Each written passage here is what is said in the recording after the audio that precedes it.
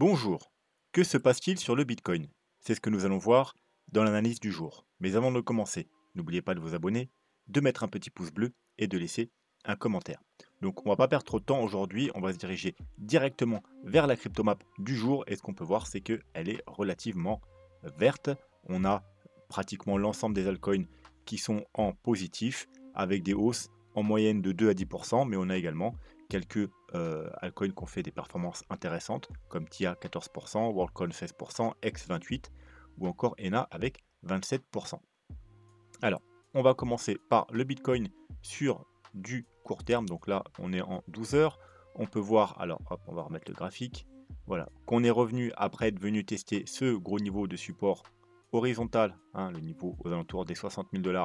On a rebondi. Il fallait être extrêmement prudent ici parce qu'il y avait de fortes chances d'être rejeté parce qu'on avait le bas de la zone de rechargement de short global, hein, c'est-à-dire du top jusqu'au bottom en rouge, et aussi le bas de la zone de rechargement de short court terme, c'est-à-dire du dernier mouvement baissier. Voilà, donc c'est zone où il faut être prudent, où on peut chercher des shorts à la rigueur. Et puis par rapport au plan Elliott Wave, on attendait aussi une dernière petite chute. Donc on est revenu tester ce niveau-là avec une mèche pour aller chercher un niveau pertinent qu'on verra ensuite avec les vagues d'Elliott. Et ça forme une sorte de potentiel W, alors, enfin faux W hein, vu qu'on a fait un léger plus bas. Mais si on s'en tient ici, voilà, ça nous fait quand même un joli W. On a également une belle divergence alors qu'on peut voir en H4, mais voilà, c'est mieux quand on la voit dans les time frames supérieurs. Donc on l'a pas en daily, mais on l'a en 12 heures. Hop, voilà, vous voyez qu'il y a un point bas, un point un peu plus bas, alors que là on a un bas et un haut. Alors pour la valider, il faudra casser les 55 sur le RAI, 55-56 sur le RSI, donc la divergence n'est pas encore validée, donc c'est encore qu'une divergence potentielle, mais c'est plutôt bon signe. Donc double bottom si vous voulez sur un gros support. Maintenant, voilà, il faudra éviter de recasser ça, sinon on ira chercher des targets un peu plus basses. Voilà, au contraire, si on passe les 63-64 000 $, il y a de fortes chances que cette petite correction, qui ne sera donc juste une petite correction, soit terminée. On va aller jeter un petit coup d'œil rapide avant de passer au plan Elliott sur des petits indicateurs. Donc, les moyennes mobiles, là on est sur les moyennes mobiles classiques.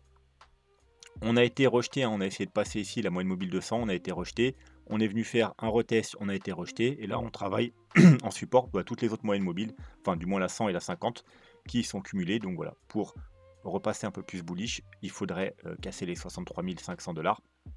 Bien évidemment, ensuite, ce qu'il nous faudrait, c'est une golden cross, hein, c'est-à-dire que la moyenne mobile 50 orange repasse au-dessus de la 200 pour repasser totalement bullish en daily.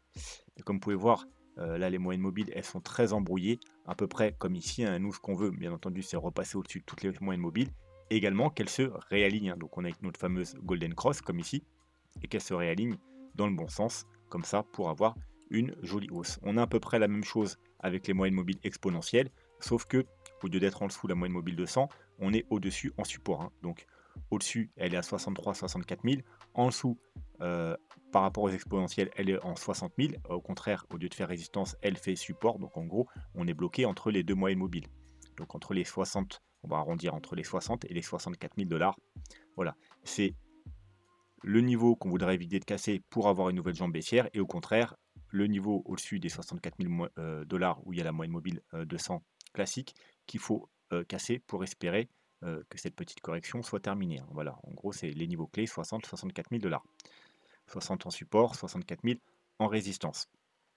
Et c'est le même principe, hein, on veut également repasser. Alors, au-dessus, là, on a donc la moyenne mobile 200 en support, et on a toutes les moyennes mobiles en résistance aux alentours des 62 000. Voilà, on est en train d'essayer de les casser, donc la journée n'est pas clôturée, il faudra une clôture, une bougie de confirmation, et ce sera plutôt sympa. Il n'y aura plus qu'à s'affranchir ensuite de la moyenne mobile 200, hein, donc aux 63 500 $ pour repasser bullish des deux côtés. Bien entendu, ensuite il faudra le golden cross et le réalignement des moyennes mobiles. En point de vue d'Ishimoku,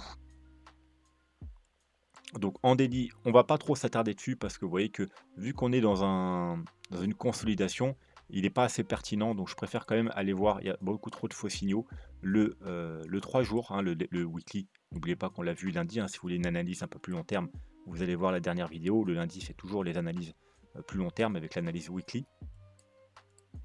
Donc, on est en support sur, on est venu retaper parfaitement la Kijun, hein, c'était un bon niveau pour chercher des achats, hein, vu qu'on était sur, on l'a vu, le hop, le gros support, la Kijun, mais également sur une target par rapport au Fibonacci. Et là, on est en train de essayer de repasser au-dessus de la Tenkan et du nuage. Alors, la Tenkan, vous savez que c'est pas une grosse résistance. Le nuage, il est extrêmement fin. C'est pas non plus une grosse résistance. Ce qui bloque le plus là, c'est pas ces deux petites résistances, c'est plutôt celle-là, hein. La lagging span, elle est bloquée là par le haut du nuage qui lui est un gros nuage et également la Kijun. Donc vous voyez en fait, on a 4 résistances. La Tenkan, le nuage, eux qui sont plutôt des résistances mineures, et là 2 résistances importantes. Le haut du nuage qui est très épais et surtout la Kijun avec un joli plat de Kijun ici. Voilà, donc si on arrive à passer ça, ce ne sera pas encore fait. Pourquoi? Parce qu'il restera la dernière étape, c'est-à-dire la lagging span. Eh bien, il y aura le prix qui va bloquer. Voilà, il y aura le prix qui va bloquer. Ce sera la résistance justement des 64 000 $. Donc, si on arrive après à passer les 64 000 $, on arrivera ici. Vous voyez, il y aura une ouverture ici, justement aux alentours des 64 000 $, 64 500 exactement, quasiment, ce qu'on a vu précédemment. Et du coup, on pourra passer ici, hein. Donc voilà. Ici, c'est déjà une bonne chose de faite, hein, si on casse les 62 000 $. Mais ensuite, il faudra vraiment s'infiltrer ici pour passer totalement bullish. Et au contraire, encore une fois, si on passe les 59 600, vous voyez, donc ça revient à peu près ce qu'on a vu avec les moyennes mobiles, hein, 64 000 $, on passe totalement bullish, 60 000 $, si on les casse, eh bien, en tout cas, en daily, on repassera quasiment totalement bearish, hein. Alors, bien entendu, la lagging span sera encore dans le nuage, mais elle sera en dessous le prix, en dessous la Kijun, en dessous la Tenkan. Donc voilà, on sera quasiment 100% bearish en 3 jours. Voilà, donc c'est pas ce qu'on veut voir. Donc encore une fois, ça nous confirme les niveaux. Il faut éviter de repasser sous les 60 000 $ et il faut casser les 64 000 $ pour espérer que cette petite correction soit terminée et avoir enfin une nouvelle jambe haussière. Du coup, maintenant, on va passer rapidement sur le plan Elliott Wave. Je vous rappelle que si vous êtes nouveau sur la chaîne, en dessous les vidéos et également dans la playlist, il y a un petit tuto sur les vagues d'Elliott. Allez-y, ça pourra vous servir pour comprendre ce que je raconte. Donc, je fais un petit rappel. Donc, on a pris, depuis ces niveaux-là, on s'est dit qu'on est entré dans un nouveau bull market. Et donc, en vague d'Elliott, il nous faut 5 vagues haussières pour faire un bull market, une tendance haussière. 1, 2, voilà, l'été dernier, on a fait la vague 2, puis la vague 3 tout l'hiver. Puis depuis le mois de mars, on fait la vague 4, qu'on a potentiellement terminée, hein, potentiellement, parce que pour l'instant, il n'y a aucune vraie confirmation. On pourrait revenir chercher ces niveaux 54, voire ici 49, qu'on est venu chercher juste avec une mèche. Et on a même un dernier niveau plus bas aux 43 000 $. En dessous, ce plan-là ne sera pas invalidé, mais il sera peu probable et faudrait passer sur le plan bear qu'on ne va pas voir aujourd'hui. Bref, à plus court terme, comme je vous ai dit, alors je ne vais pas répéter, allez voir les vidéos précédentes, hein. Il y a deux possibilités, un bottom là, un bottom là. Quoi qu'il en soit, ça ne change pas grand-chose, parce que si on a bottom là, on a fait une 2, et là on est en train de construire une 3, et là on serait dans une sous-vague 1. Alors que là, on est dans une vague 1. Donc ça ne change pas à la correction qui nous intéresse. On va corriger quand même cette vague 1, qui est soit une vague 1 principale, soit une sous-vague dans l'autre plan. Mais au final, ça ne change rien, c'est une vague 1. On doit avoir une vague 2. Les targets principales d'une vague 2, c'est les 0,5, les 0,618. On aurait pu effectivement s'arrêter ici au 0,382, mais ce n'est pas privilégié. C'est pour ça que moi, j'avais mis plutôt le plan d'une A, d'une B, pour revenir chercher le niveau là, justement, hein, qu'on avait repéré.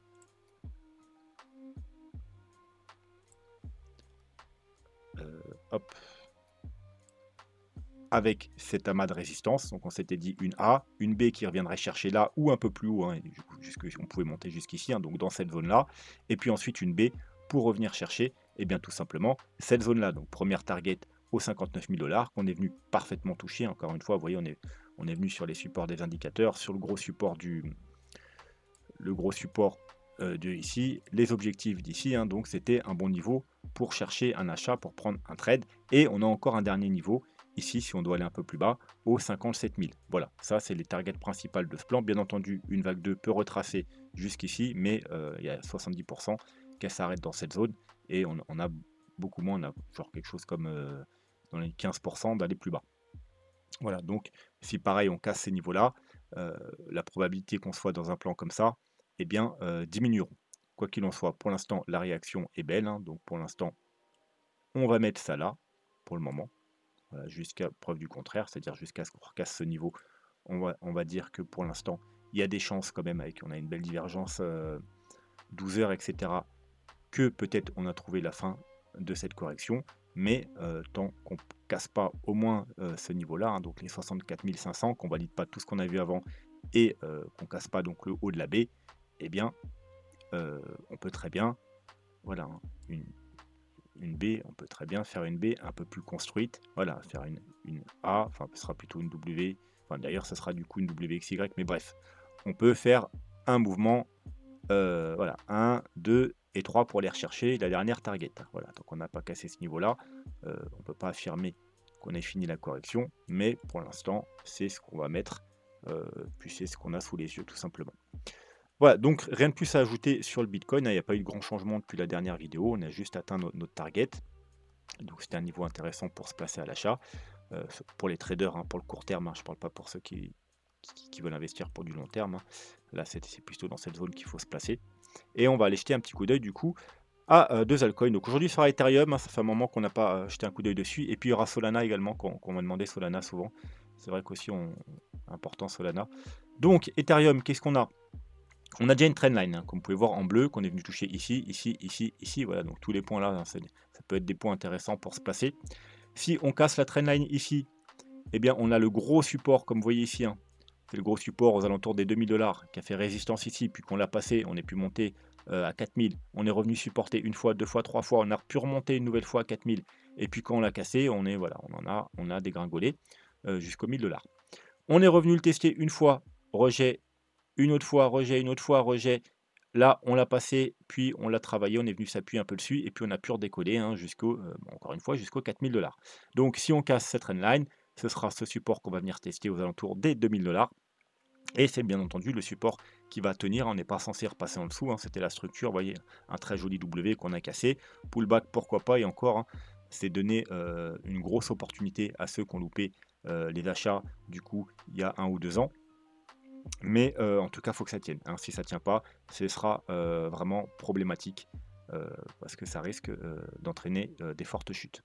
Et au contraire, c'est ce niveau-là qu'il faut casser si on veut monter, hein, tout simplement, puisque voilà, là, on est venu chercher donc la zone de rechargement de short, on n'a pas réussi à la passer, on est venu chercher le haut une fois, deux fois. On a un support ici, vous voyez, qui a tenu on est en weekly, hein, pendant plusieurs semaines, hein, pendant plus d'un mois. On a pu rebondir, on est revenu le tester deux fois, on a rebondi un peu, finalement on l'a cassé, puis maintenant, vous voyez, ça joue le rôle de résistance, une semaine, 2 semaines, 3 semaines, 4 semaines, on est venu rechercher la trendline.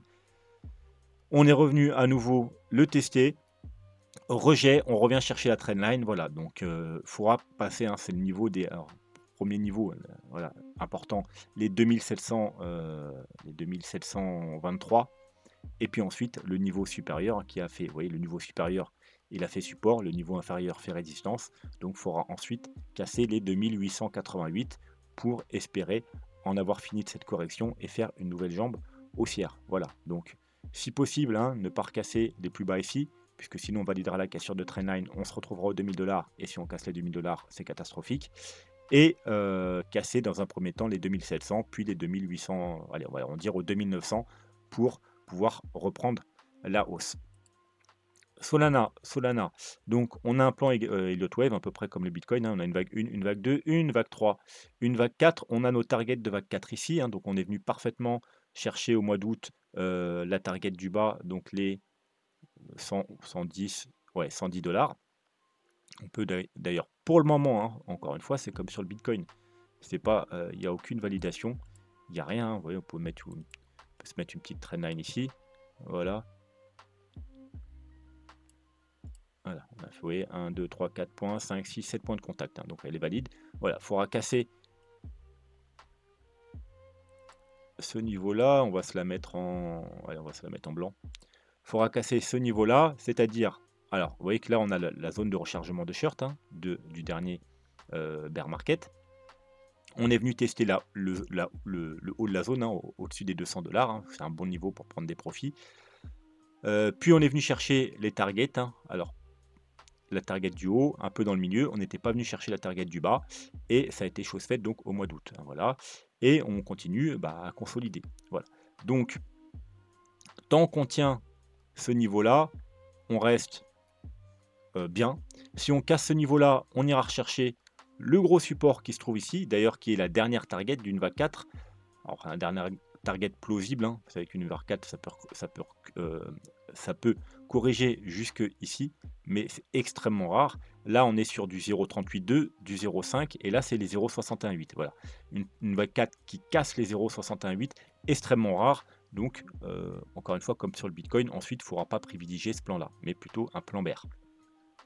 Quoi qu'il en soit, tant qu'on tient les 110 $, on reste bien, on reste neutre, voilà. Et tant qu'on est en dessous, du coup, les 160 $, pareil, on reste neutre. Si on casse les 110 $, direction les 90 $, alors c'est pas seulement le FIBO, vous voyez, c'est aussi le niveau où on a consolidé pendant plusieurs semaines ici, mais également on l'a travaillé ici, hein. Donc c'est un niveau très important. Et c'est pour ça que si on le casse, c'est comme sur l'Ethereum, si on casse ce niveau-là, c'est problématique. Sur Solana, c'est la même chose. Ensuite, c'est direction ce support autour des 50 $, vous voyez qu'on a travaillé là. Puis, quand on l'a cassé, on a décollé. Là, ça a lâché, on est venu faire un pullback. Et puis, ça s'est totalement écroulé. Et puis là, pareil, quand on l'a passé, hop, hop, hop, on l'a travaillé. Et puis, on a pu remonter très fortement. Donc, il ne faut surtout pas casser les 90 $. Voilà, alors le mieux, hein, ce serait de ne pas casser les 110 $, hein. Comme sur le Bitcoin, vu qu'on est venu le chercher avec une petite mèche, on pourrait revenir le chercher un peu plus correctement pour former un bottom un peu plus structuré. Donc si on y revient, bonne zone pour chercher des achats. Si on casse, il faut être prudent, il faudra surveiller ici aux 90 $. Dernière zone, on va dire, saved pour chercher des achats. Ensuite, c'est problématique, hein. Il faudra plutôt attendre qu'on repasse au-dessus des 90 $. Et si on passe, voilà, ce niveau clé-là, constitué de la trendline baissière et du bas de la zone de rechargement de short, ce sera très positif, hein. Certes, il y aura aussi le haut de la zone de rechargement de short et du dernier sommet, mais si on arrive à passer cette double résistance-là, donc les 160, on va dire les 160 $, eh bien, ce sera positif pour Solana. Voilà, et on pourra s'attendre à faire notre dernière vague 5, qui, je le rappelle, pour l'instant, avec ce qu'on a, on précisera plus tard qu'on aura un peu plus d'informations. Les targets de cette vague 5 sont compris entre, alors, 310 $, deuxième target aux alentours des 425 $, et dernière target aux alentours des 613 $. Et je vous rappelle, ça, c'est des targets, euh, neutres ou légèrement bullish. C'est pas des targets extrêmement bullish, c'est plutôt des targets raisonnables. Voilà, donc si vous voulez viser des targets raisonnables, c'est entre les 300, disons, et les 600 $. Bien entendu, on pourrait aller plus haut et on verra ça lorsqu'on aura une construction de vagues. Quand on aura des sous-vagues de cette fameuse vague 5, si on a bien une vague 5, eh bien on pourra donner des targets plus précises. Mais pour le moment, voilà, c'est ce qu'on a sous les yeux.